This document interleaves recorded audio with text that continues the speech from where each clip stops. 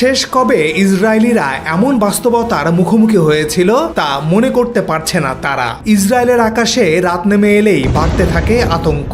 মুহুর্মুহু সাইরেনের শব্দ, আকাশ কেঁপে আশ্রে পড়া ইরানি বোমায় তারা বলছেন, তবে কি ইসরায়েলিদের জন্য নরকের দরজা খুলে দিয়েছেন সৃষ্টিকর্তা? হামলার ভয়ে প্রাণ বাঁচাতে তারা আশ্রয় নিচ্ছেন বিভিন্ন বাংকারে। এ যেন গাজাবাসীর মতো শরণার্থী জীবন, যেখানে কয়েক মুহূর্ত অবস্থান, আবার সেখান থেকে পালানো। তারা জানতে চায় এর শেষ কোথায়। এবার ইরানের নতুন মিশন কি? ইসরায়েলি বিজ্ঞানীদের নিশানা করছে ইরান। ইরান কিভাবে বোকা বানাচ্ছে ইসরায়েলকে? চীনের রহস্যময় বিমান কোথায় যাচ্ছে? কেন পাকিস্তান ইসরায়েলিদের মাথা ব্যথার কারণ? খামেনির উত্তরসূরিরা কতটা ভয়ঙ্কর হবে ইসরায়েলের জন্য? একে একে তুলে ধরব সব প্রশ্নের ব্যাখ্যা।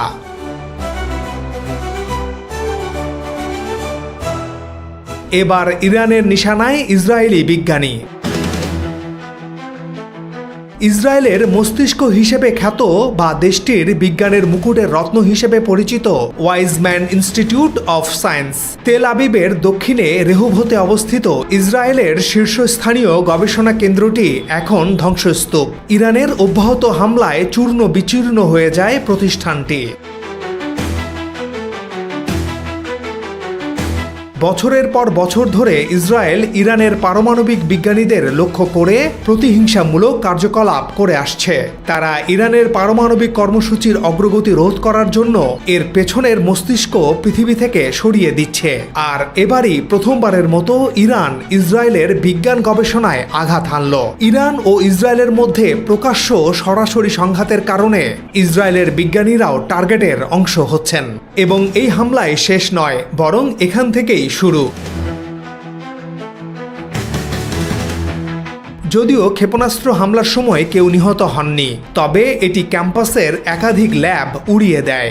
অবকাঠামোগত ব্যাপক ক্ষতি ছাড়াও এই মিসাইল হামলা বছরের পর বছর ধরে বৈজ্ঞানিক গবেষণা নষ্ট করে দিয়েছে। এই হামলা ইসরায়েলি বিজ্ঞানীদের কাছে একটি শীতল বার্তা পাঠিয়েছে, যেখানে পরিষ্কার এই বিজ্ঞানী এবং তাদের দক্ষতা এখন ইরানের সঙ্গে ক্রমবর্ধমান সংঘাতের লক্ষ্যবস্তু।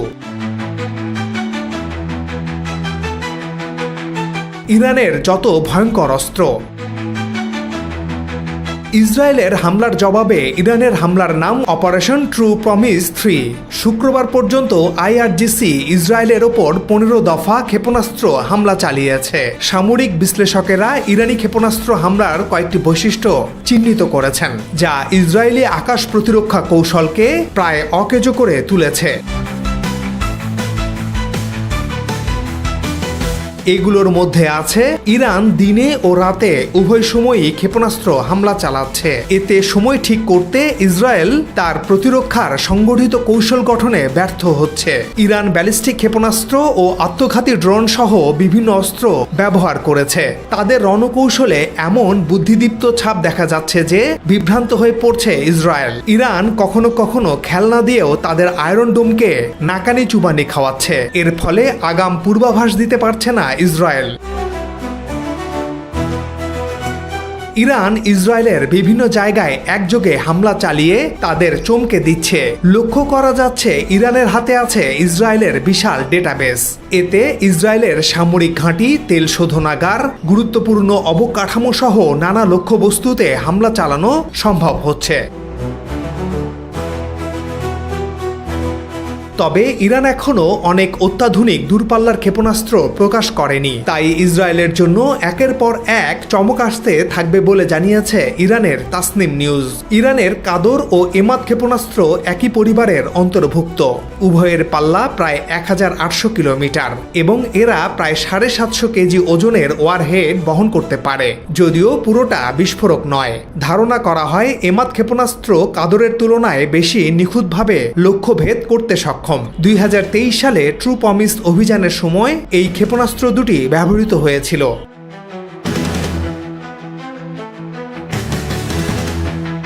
খাইবার শেকান হচ্ছে ইরানের একটি নতুন প্রজন্মের সলিড ফুয়েল ক্ষেপণাস্ত্র।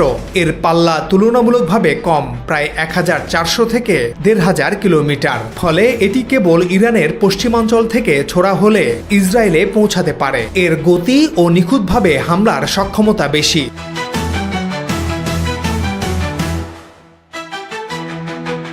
ইরান এখনও ব্যবহার করেনি শহীদ হাজ কাসেম ক্ষেপণাস্ত্র, যার নামকরণ করা হয়েছে শহীদ কাসেম সোলাইমানির নামে। এটি একটি সলিড ফুয়েল ক্ষেপণাস্ত্র এবং ইরানের পক্ষ থেকে একে হাইপারসনিক বলা হয়, কারণ এর গতিবেগ শব্দের গতির 5 গুণ।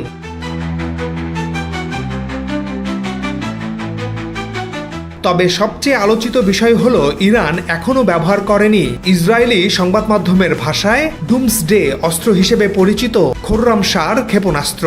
এটি ইরানের সবচেয়ে শক্তিশালী ক্ষেপণাস্ত্র হিসেবে বিবেচিত হয়। এর ওয়ারহেড বহন ক্ষমতা 1800 কেজি পর্যন্ত। 2017 সালে এটি উন্মোচন করা হলেও এখন পর্যন্ত কোনো সামরিক অভিযানে ব্যবহার করতে দেখা যায়নি।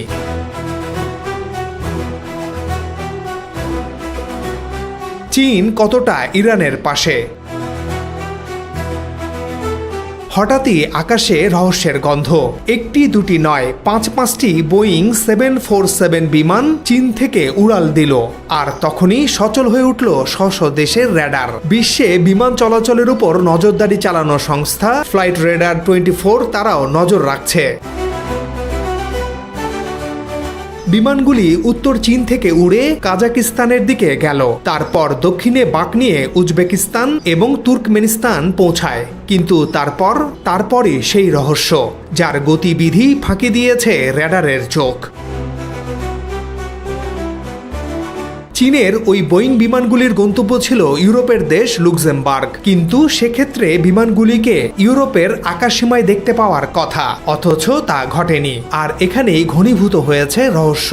ভূ রাজনৈতিক পর্যবেক্ষকদের কেউ কেউ মনে করছেন বিমানগুলি ইরানে পাঠিয়ে আদতে তেহরানের পাশে দাঁড়ানোর বার্তা দিয়েছে বেইজিং, যদিও প্রকাশ্যে এই নিয়ে মুখ খোলেনি চীন কিংবা ইরান।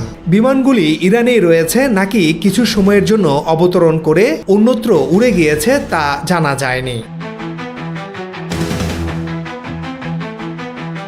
পাকিস্তান নিয়ে ইসরায়েলের ভয়ের কারণ।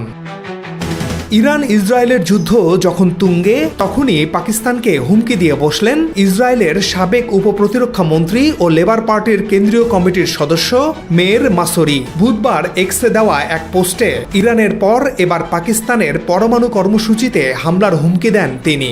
ওই পোস্টে মাসুরি লেখেন, ইরানের অভিযান শেষ হওয়ার পর আমরা পাকিস্তানের পারমাণবিক কর্মসূচি ভেঙে দেওয়ার চেষ্টা করতে পারি। তিনি আরও বলেন, পাকিস্তান ইরান থেকে খুব দূরে নয়, এটুকু বুঝলেই যথেষ্ট। স্মরণ করা যেতে পারে কয়েক বছর আগের কথা। বর্তমান ইহুদি প্রধানমন্ত্রী নেতানিয়াহু তখন বলেছিলেন, আমাদের প্রাথমিক লক্ষ্য হলো ইরান, তারপর অবশ্যই পাকিস্তানের কথা বলতে হবে। তালিবানের মতো কোনো কট্টরপন্থী দল ওই দেশের ক্ষমতা দখল করলে পরিস্থিতি হবে ভয়াবহ। আমরা কখনোই সেই ঝুঁকি নিতে পারি না। তখন ইসলামাবাদকে নিশানা করা ছাড়া আমাদের হাতে দ্বিতীয় কোনো রাস্তা থাকবে না।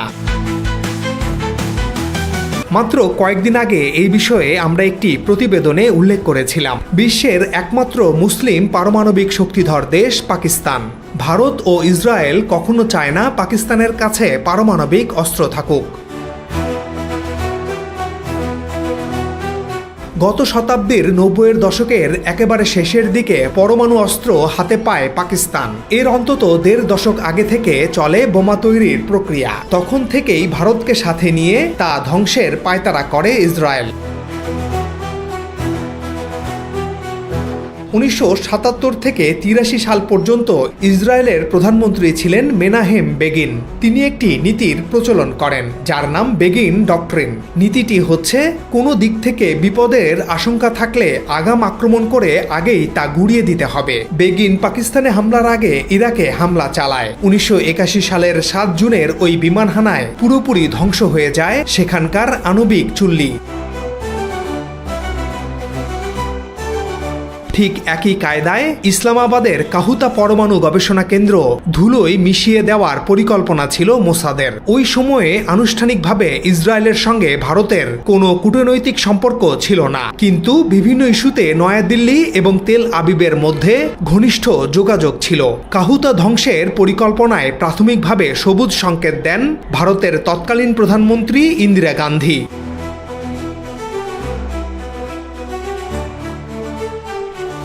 এরপর ভারত ও ইসরায়েলের যৌথ উদ্যোগে পাক পরমাণু কর্মসূচি ধ্বংসের পরিকল্পনা যখন একেবারে চূড়ান্ত, তখনই তা ফাঁস করে দেয় আমেরিকা। পাকিস্তানের কাছে সবকিছু ফাঁস করে দেয় মার্কিন গোয়েন্দা সংস্থা CIA। ফলে এ ব্যাপারে আগাম সতর্কতা নিয়ে ফেলে ইসলামাবাদ। বাধ্য হয়ে হামলার পরিকল্পনা বাতিল করে ভারত ও ইসরায়েল। তবে সেদিন তা বাতিল করলেও এখনও যে কোনো সময়ে পাকিস্তানের পারমাণবিক স্থাপনা ও গবেষণা কেন্দ্রে হামলার পরিকল্পনা আছে দেশটির।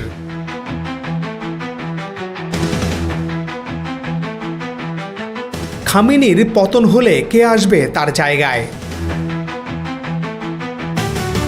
আবার ফিরে আসি ইরান প্রসঙ্গে। ইরানের পরমাণু বা ক্ষেপণাস্ত্র হামলার বাইরেও ইসরায়েল বিভিন্ন স্থানে হামলা করছে। তারা প্রকাশ্যে বলছে খামেনিকে নেতৃত্ব থেকে সরাতে চায় বা তাকে হত্যা করতে চায়। কিন্তু খামেনি এমন একজন নেতা যে লড়তে জানে, লড়াতে জানে।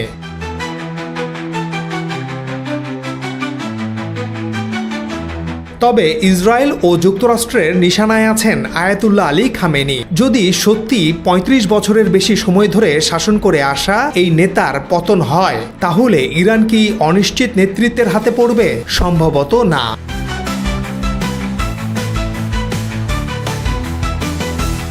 আয়াতুল্লাহ আলী খামেনির দ্বিতীয় পুত্র মোস্তফা খামেনি ইসলামী বিপ্লবী গার্ড IRGC এবং রক্ষণশীল রাজনৈতিক গোষ্ঠীর মধ্যে গভীর প্রভাব রয়েছে তার।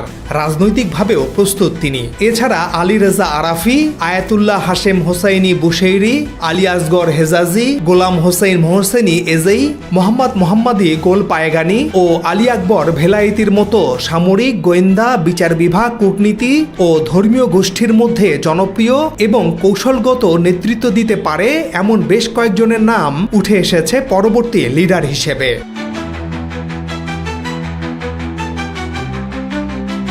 সুতরাং খামেনি শেষ নয়, বরং ইসরায়েলকে ধ্বংসের জন্য ইরান একের পর একজনকে প্রস্তুত করে রেখেছে। দর্শক, আপনাদের কি মনে হয়, ইরানের পর পাকিস্তান কি ইসরায়েলের পরবর্তী টার্গেট? তাহলে পাকিস্তানের কি করা উচিত? মন্তব্য করে জানান। সবাই ভালো থাকুন। সাবস্ক্রাইব করে আমাদের সাথে থাকার অনুরোধ জানাই।